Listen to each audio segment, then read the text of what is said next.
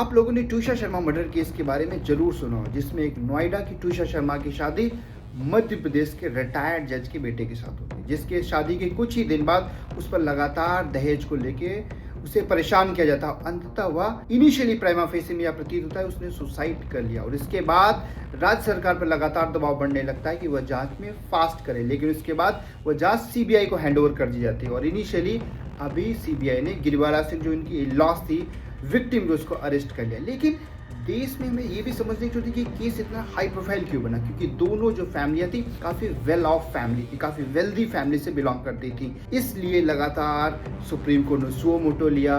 उसके बाद मीडिया लगातार कवरेज दे रहा था, और मीडिया ट्रायल भी चल रहा है इस केस में। कितनी सारी देश में ऐसी ट्यूषा शर्मा होंगी जिनके केस ना तो पुलिस स्टेशन में रजिस्टर्ड होते होंगे, ना सुप्रीम कोर्ट उस मामले में सुओ मोटो लेता होगा, ना सीबीआई की जांच की मांग की जाती होगी। हमारे देश में 1961 डावरी प्रोहिबिशन एक्ट है, लेकिन उसका ग्राउंड पर कितना ज्यादा एग्जीक्यूशन हमें बिल्कुल दिखता है कि हमारे देश में कोई समस्या है। जैसे हमारे देश में सती एक प्रथा की एक प्रॉब्लम थी, उसके लिए कानून बन गया है। SC STs पर एट्रोसिटीज होती थी, उसके लिए हमारे देश ने SC ST एट्रोसिटीज एक्ट पारित किया। तो इसी तरीके से दहेज एक सिस्टम प्रॉब्लम है। ये आज से नहीं, ये मुगलों के समय थी। पहले मुगल बादशाह अपनी बेटियों को खुशी में गिफ्ट दिया करते, उसके बाद ये प्रथा लगातार ब्रिटिशर्स तक लागू रही, और उसके बाद जो देश आजाद हुआ तो बहुत सारे लैंड ओनर, जो जमींदार थे, वे अपनी बेटियों को गिफ्ट दिया करते थे, ज्वेलरी या जमीन का कुछ हिस्सा। लेकिन अब वो जो गिफ्ट देने की परंपरा सोशल कंपल्शन बन चुकी, क्योंकि माँ बाप अपनी जीवन भर की कमाई बेटियों को दहेज देने में लगा देते हैं, और इसके बाद भी कोई गारंटी नहीं कि बेटी आपकी सुखी रहेगी या नहीं, क्योंकि लालच का कोई अंत नहीं होता।